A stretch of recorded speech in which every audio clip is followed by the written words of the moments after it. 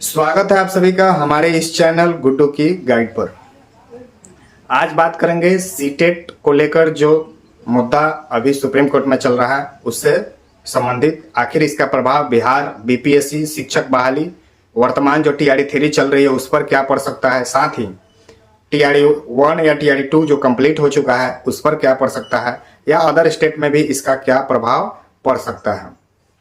जैसा कि आप सभी जानते हैं कि शिक्षक बनने के लिए अगर 1 to 5 या 6 to 8 में अगर आप शिक्षक बन रहे हैं तो उसमें आपको एलिजिबल होने के लिए टेट उत्तीर्ण करना पड़ता है या सीटेट उत्तीर्ण करना पड़ता है। टेट या सीटेट में मेजर अंतर कुछ आप लोग को समझ में आना चाहिए, जिससे आगे हम बात करें उसको और अच्छे से आप लोग समझ सके।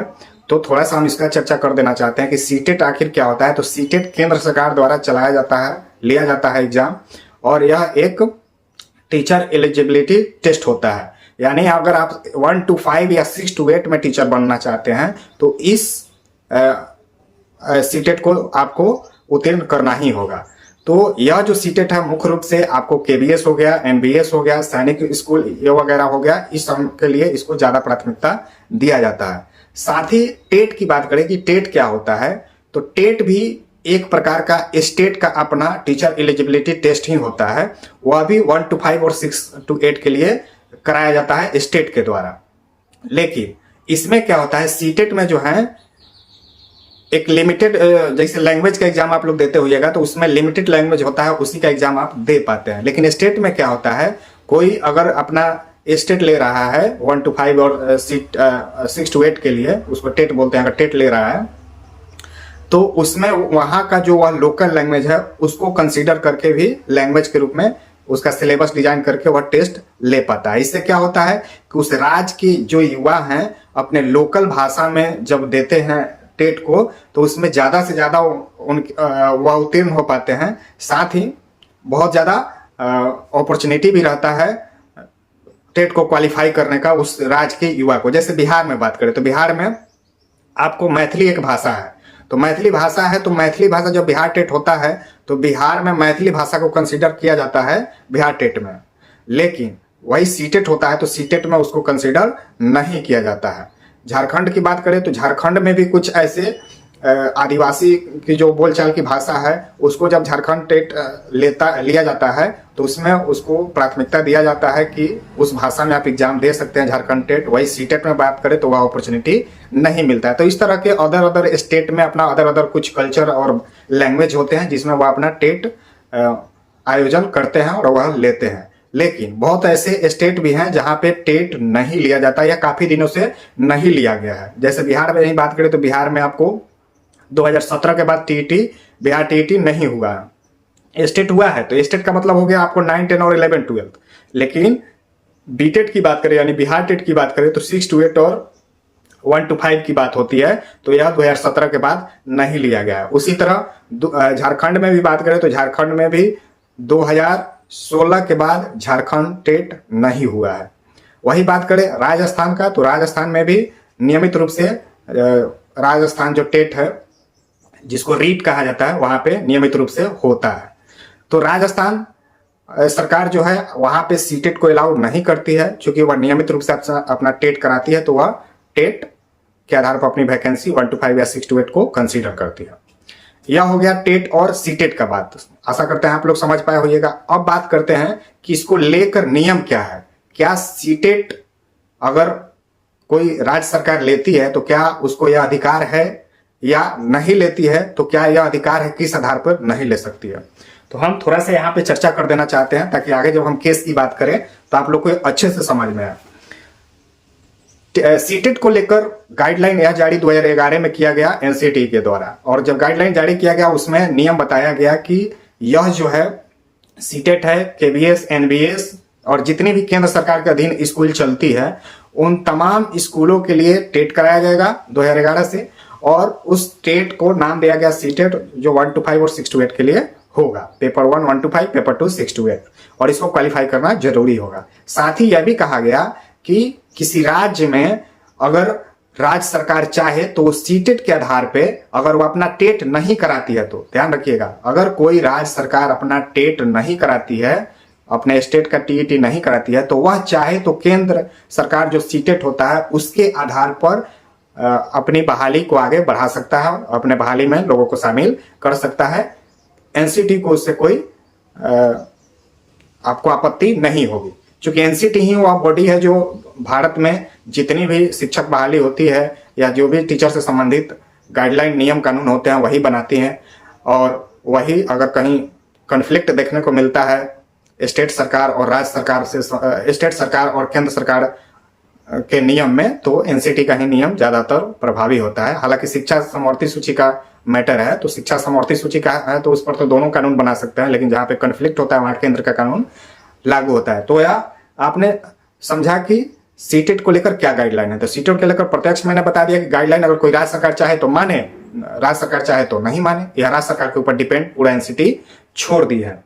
मुद्दा यहीं से शुरू हो जाता है और विवाद यहीं से शुरू हो जाता है। अभी जो झारखंड वाला केस आप देख रहे हैं कि सुप्रीम कोर्ट में जाके लगा हुआ है, जिसका नंबर हम आपको बता दें तो 5213/2024 है, जो विगत 10 तारीख को जो पिछले दिनों सुनवाई हुई और आज भी उसकी डेट लगी हुई है। आज क्या निकल के आता है उस पर भी हम लोग आने वाले वीडियो में चर्चा करेंगे, लेकिन कल यानी 10 तारीख को क्या होगा उस पर भी आज हम लोग चर्चा करेंगे।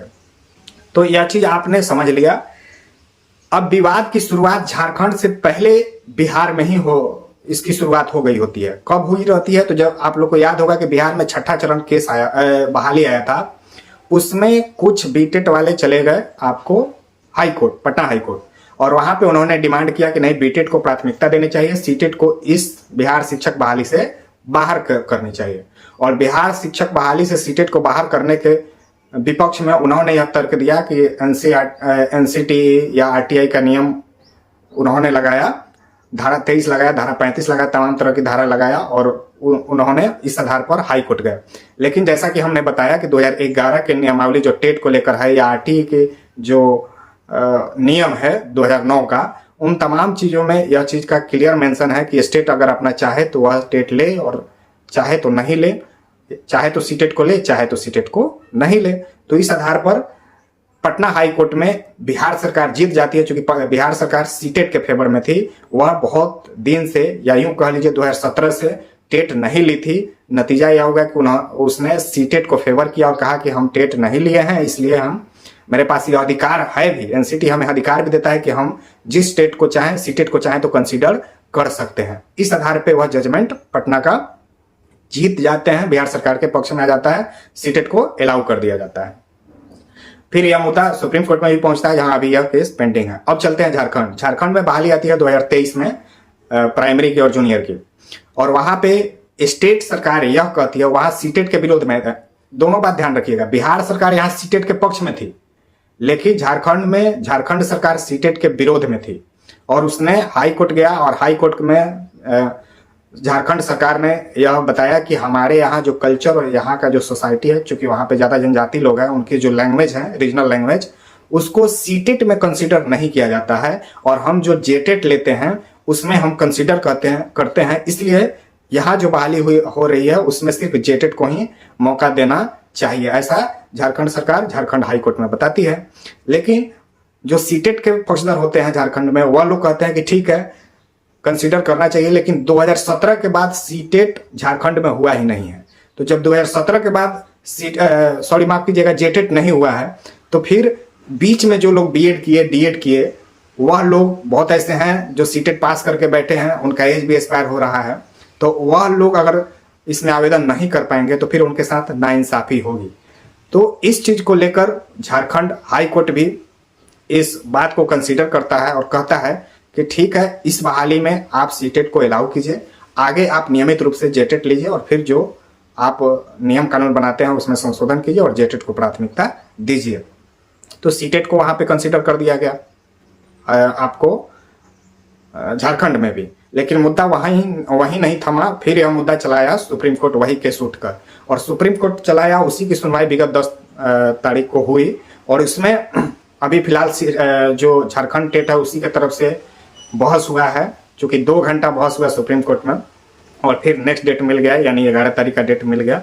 लेकिन कल जो बहस हुआ उसमें सिर्फ झारखंड टेट की तरफ से पैरवी की गई अपना पक्ष रखा गया। उसमें उन्होंने बहुत सारा नियम कानून के आधार पर बात रखी, बहुत सारा जो भी बात उन्होंने की सुप्रीम कोर्ट में जो भी बहस किया वह नियम कानून के बेस पर ही किया। नियम कानून क्या कहता है, जैसा मैंने शुरू में ही बताया कि स्टेट इसके लिए स्वतंत्र है, अगर चाहे तो सीटेट को ले, चाहे तो सीटेट को ना ले। उसी आधार पर वह ज्यादा जोर दे रहे हैं जो झारखंड टेट के सपोर्टर हैं या झारखंड टेट के जो लोग हैं, झारखंड सरकार जो है सुप्रीम कोर्ट में, तो उसको बहुत ज्यादा वह जोर दे रहे हैं बहस के रूप में। क्योंकि जब एनसीटी हमको जब अधिकार देती है कि अगर हम चाहें कि सीटेट को ले या चाहें तो ना ले, तो फिर हमसे यह अधिकार क्यों छीना जा रहा है, इसी पर बहस हो रहा है। अब देखने वाली बात होगी कि सीटेट इसके पक्ष में अभी विपक्ष में क्या अपना जवाब देता है। जो बहस आज होने वाली है, यानी आज हम वीडियो शूट कर रहे हैं 11 तारीख को, तो आज भी सुनवाई होने वाली है, तो ये देखने वाली बात होगी कि सीटेट वहां पे क्या देता है। तो नियम कानून क्या कहता है यह भी हमने बता दिया, किस मुद्दा को लेकर वहां पे पहुंचे हैं सुप्रीम कोर्ट यह भी हम बता दिया। अब बात करते हैं कि टीआरई 1 या टीआरई 2 या टीआरई 3 पर इसका क्या प्रभाव पड़ सकता है। तो आप सभी जानते हैं कि जैसा कि मैंने बताया कि स्टेट इसके लिए स्वतंत्र है कि अगर वह टेट अपना नहीं ली है या नहीं लेती है तो सीटेट को ले सकती है, उसके पास यह अधिकार है। तो फर्स्ट ऑफ ऑल बिहार में तो ऐसी कोई प्रभाव देखने को नहीं मिलती है टीआरई 1 में या टीआरई 2 में या टीआरई 3 जो होने वाला है उसमें, कि इसका कोई खासा प्रभाव पड़ेगा अगर सीटेट को झारखंड से बाहर भी कर दिया जाता है। फिर भी चूंकि यह स्टेट का मुद्दा हो जाता है, सुप्रीम कोर्ट हमें लगता है कि अगर जजमेंट भी देगा तो यह स्टेट वाइज ही देगा कि हाँ जो स्टेट में जिस तरह का नियम कानून उनके टीचर नियमावली में है उसको फॉलो किया जाए। और आप सभी जानते हैं कि 2023 का जो शिक्षक नियमावली अप्रैल में पब्लिश हुआ था बिहार सरकार का नया वाला, 2012 में तो उस टाइप से कुछ व्यवस्था नहीं था, लेकिन 2023 में जो नियमावली बना है शिक्षक बहाली का बिहार में, उसमें इस चीज का बहुत डिटेल चर्चा है कि सीटेट को भी एलिजिबल बिहार शिक्षक बहाली में किया जाएगा। उसी के आधार पर टीआरई 1, 2 और 3 कंप्लीट हुआ, 2 तक कंप्लीट हुआ, 3 कंक्लूड होने वाला है। तो आप लोग इस चीज से निश्चिंत हो जाइए कि बिहार में इस केस का कोई खासा प्रभाव नहीं पड़ने वाला है, क्योंकि बिहार सरकार भी बहुत दिनों से 2017 के बाद टेट ली ही नहीं है, और जब टेट नहीं ली है तो स्वाभाविक बात है सीटेट को लेना उसको लाजमी है। और बिहार सरकार भी कहीं ना कहीं इसके फेवर में रहेगी, चूंकि वो तो टेट ले नहीं रही है, तो टेट नहीं ले रही है तो सीटेट का ही फेवर करेगी। तो जो स्टेट सरकार जिस चीज का फेवर करेगा फैसला उसी के पक्ष में जाएगा, खास करके सीटेट के मैटर में। तो यह अभी तक का अपडेट था। देखने वाली बात होगी कि आज जो सुनवाई होगी सुप्रीम कोर्ट में उसका क्या अपडेट निकल के आता है और कैसे सीटेट के जो वकील होते हैं वह कैसे अपने आप को वहां पे डिफेंड करते हैं, यह भी देखने वाली बात होगी। तो आप लोग अगर हमारे चैनल पर नए हैं तो इसको सब्सक्राइब कर लीजिए, चूंकि तमाम तरह के शिक्षक से संबंधित या और भी टीचिंग एग्जाम से संबंधित या जितने भी कॉम्पिटेटिव एग्जाम से संबंधित हैं आपको इंपॉर्टेंट न्यूज पूरा तथ्य के साथ आपको यहाँ पे देखने को मिलेगा। सब्सक्राइब करे रहिए और बेल आइकन को दबा दीजिए, नोटिफिकेशन को ऑन कर दीजिए ताकि आप तक जब भी वीडियो अपलोड हो सबसे पहले पहुंच सके। साथ ही साथ बीपीएससी टीआरई 4 की अगर आप तैयारी कर रहे हैं तो उसके लिए हम एमसीक्यू सेशन एनसीईआरटी का चला रहे हैं अपने इस चैनल पर बहुत मेहनत करके, और उसके लिए हम चैप्टर वाइज जो भी एमसीक्यू बन सकता है संपूर्ण एमसीक्यू बनाकर लाने का प्रयास करते हैं और आप लोग के सामने वीडियो के माध्यम से प्रस्तुत होता है। हम 6 क्लास से स्टार्ट किए हैं, फिलहाल अभी हिस्ट्री का चल रहा है जिसमें 6 चैप्टर कंप्लीट हो चुका है, 5 चैप्टर और बाकी है और वो भी बहुत जल्दी वीडियो अपलोड होगा जिस आप लोग देखकर लाभ ले सकते हैं। धीरे धीरे ज्योग्राफी का, पॉलिटी का, इकोनॉमिक्स का और फिर साइंस का एमसीक्यू चैनल पर चलेगा।